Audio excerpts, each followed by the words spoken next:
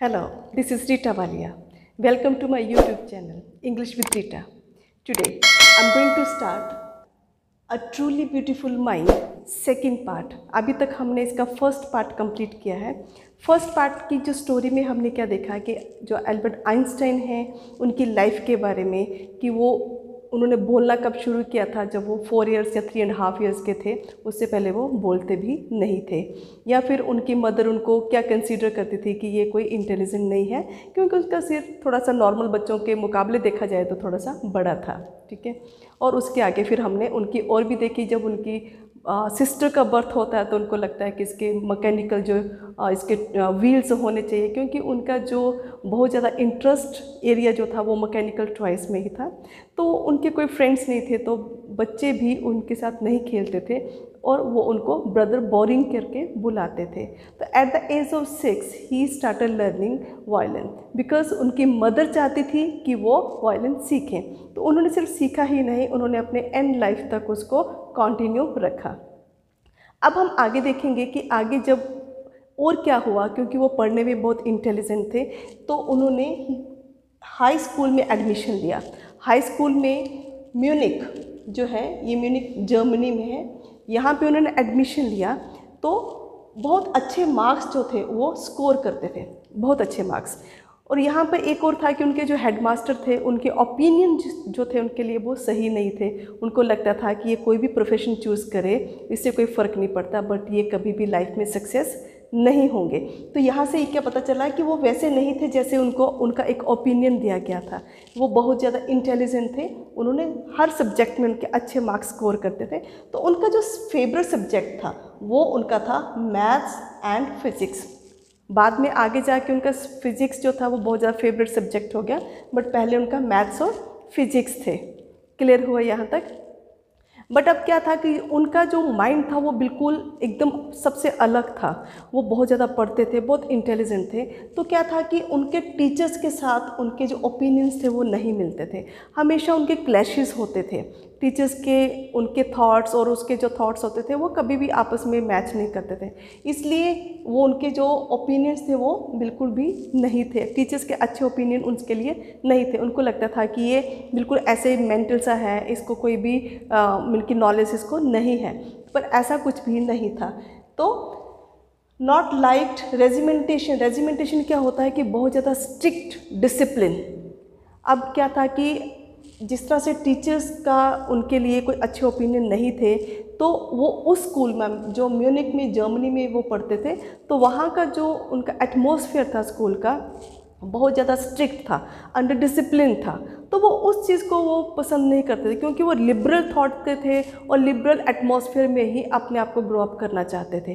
तो उन्होंने जो रेजिमेंटेशन था, स्ट्रिक्ट डिसिप्लिन था, वो उनको पसंद नहीं था। यही रीज़न था कि उनको स्टिफल्ड उन्होंने फील किया। स्टिफल्ड होता है सफोकेशन सी फील करना, ऐसा लगना कि इस एरिया में मेरा दम घुट रहा है और मुझे यहाँ से जाना, ऐसा उन्होंने कुछ फील किया।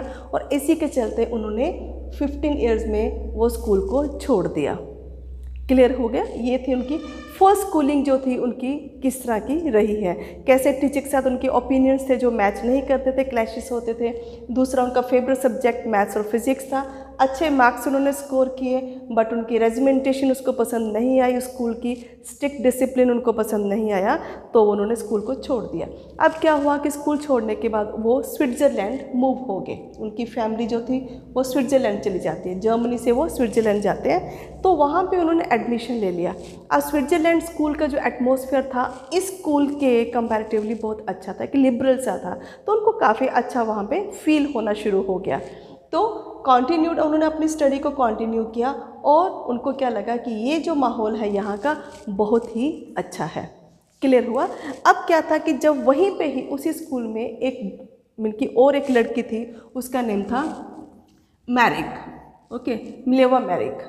मिलेवा मैरिक बहुत इंटेलिजेंट थी, ऐसी इंटेलिजेंट थी जैसे एल्बर्ट आइंस्टाइन थे। तो एल्बर्ट आइंस्टाइन की किसी के साथ तो नहीं बनती थी, बट मिल्वा मैरी के साथ उनकी काफ़ी अच्छी दोस्ती हो गई, तो उनको उनके साथ प्यार भी हो गया, तो वो उनसे शादी करना चाहते थे। तो उन्होंने डिसाइड किया कि जैसे उनकी ग्रेजुएशन कंप्लीट हो जाती है तो वो उनसे मैरिज कर लेंगे। ये उनका डिसीज़न था जब वो स्विट्ज़रलैंड की वहाँ पे पढ़ते थे।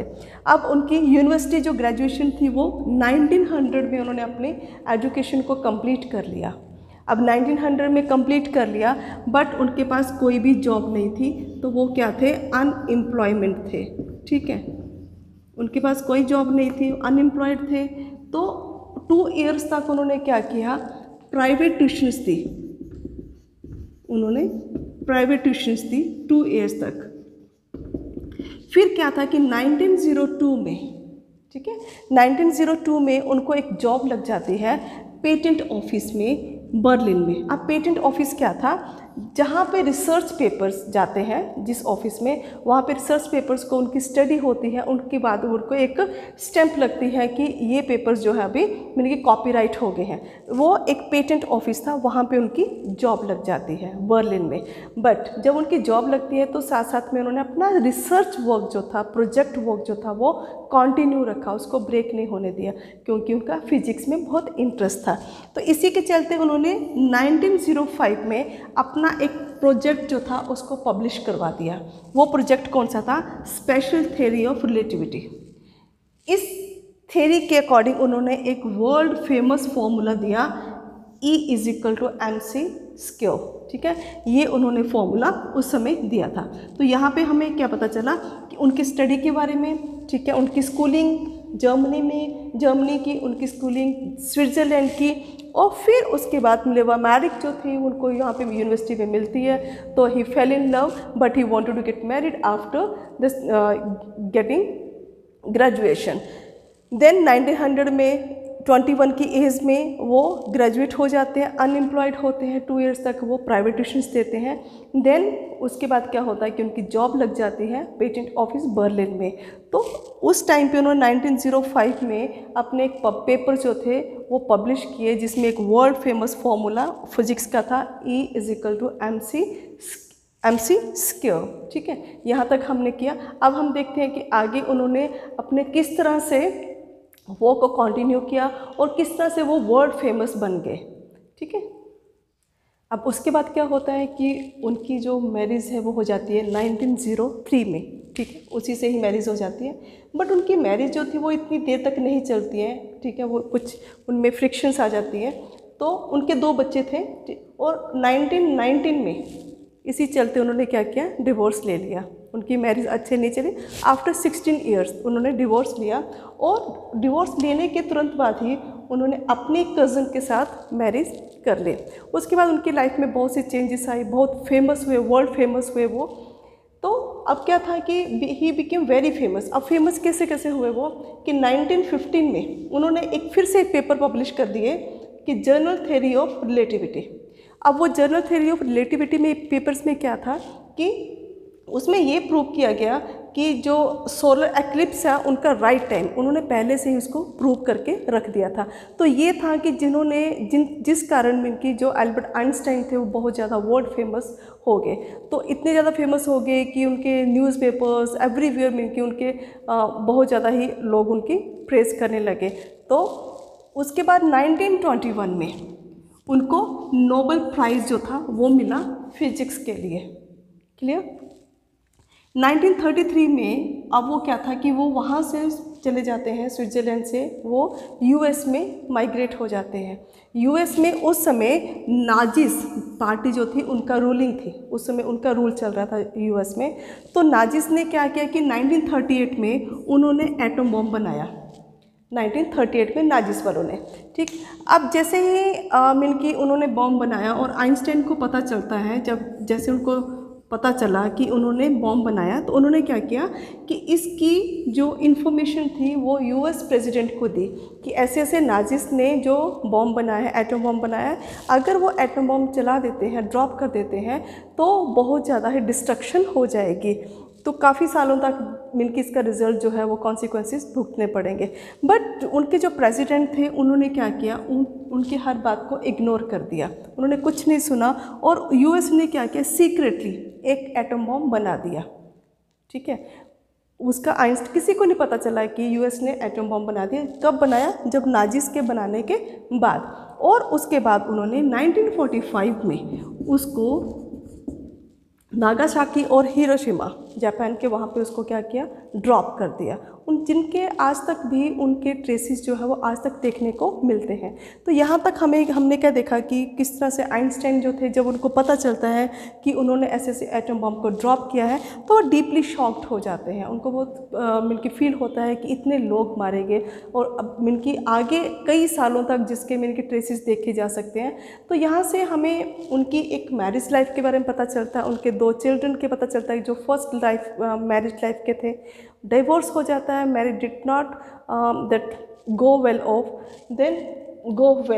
देन 1919 में डिवोर्स होता है तो अपनी कज़न से वो मैरिज कर लेते हैं। फिर से वो वर्ल्ड फेमस हो जाते हैं और उसके बाद उनको 1921 में he receive Nobel prize for physics. तो किस तरह से वो माइग्रेट होते हैं यूएस में, तो और किस तरह से आगे उनको मिलके वो थोड़ा सा डीपली शॉक्ड हो जाता है। यहाँ पे आके हम देखेंगे कि किस तरह से एल्बर्ट आइंस्टाइन जो है उनकी जो लाइफ है वो थोड़ी सी चेंज हो जाती है। क्लियर? अब क्या होता है कि वो बहुत ज़्यादा शॉक्ड हो जाते हैं जिस तरह से डिस्ट्रक्शन होती है, तो वो उनको अच्छा नहीं लगता है। तो उन्होंने क्या किया कि अपने आप को चेंज करने के लिए उन्होंने पीस के लिए कंपेनिंग स्टार्ट कर दी। तो उन्होंने क्या किया? Started campaigning for piece and democracy. अब वो क्या चाहते थे कि पूरे वर्ल्ड में डेमोक्रेसी हो और पीस हो। ये उन्होंने कंपेनिंग स्टार्ट कर दी जब ये डिस्ट्रक्शन नागासाकी और हिरोशिमा में हुई। तो उन्होंने क्या किया? एक लेटर लिखा यूनाइटेड नेशन को।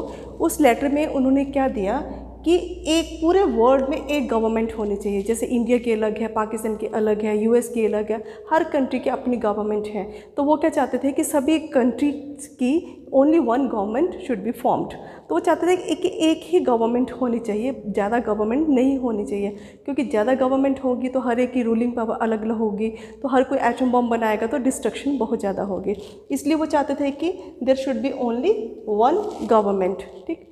तो अब क्या था कि उन्होंने जो लेटर लिखा था उस लेटर की कोई इम्पोर्टेंस नहीं हुई, कुछ भी उसका कोई भी उन्होंने कुछ भी उसको इग्नोर करके उन्होंने रख दिया, कोई भी उसके ऊपर इम्पोर्टेंस नहीं दी गई जो लेटर लिखा था वन गवर्नमेंट फॉर्म करने का।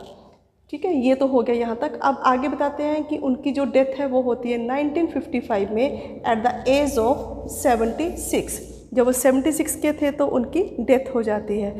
तो हम यहाँ पे हमें क्या देखने को मिलता है कि किस तरह से एल्बर्ट आइंस्टाइन की लाइफ जो थी, उन्होंने अपनी लाइफ को किस तरह से अच्छे से बनाया और किस तरह से पूरे वर्ल्ड फेमस हुए।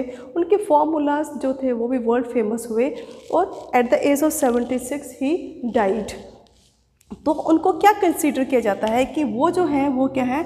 साइंटिफिक जीनियस है। क्यों जीनियस है? क्योंकि उन्होंने ऐसे ऐसे फॉर्मूलाज जो थे वो बना दिए, इन्वेंट कर दिए, तो इसलिए उनको माना जाता है कि वो साइंटिफिक जीनियस है। तो उसके बाद कहते हैं कि वो ग्रेट विजनरी है, वो बहुत दूर तक की सोचते थे। ठीक है, और वर्ल्ड सिटीज़न है। तो वर्ल्ड सिटीज़न क्यों? क्योंकि उन्होंने कंपेनिंग स्टार्ट की पीस के लिए और डेमोक्रेसी के लिए। ठीक है, आई होप कि आपको ये चैप्टर जो है अच्छे से समझ में आ गया होगा। ठीक, तो फिर से आप इस चैप्टर का जो इसका टेक्स्ट है उसको ज़रूर रीड करें, उस वीडियो को फिर से 1-2 बार देखें, ताकि आपको जहाँ पे भी कोई ऐसा लगता है कि चैप्टर समझ में नहीं आ रहा है तो आप मेरे को कमेंट सेक्शन में आप मुझे लिख कर दे सकते हो। Okay, thank you so much. Thanks for watching all this videos.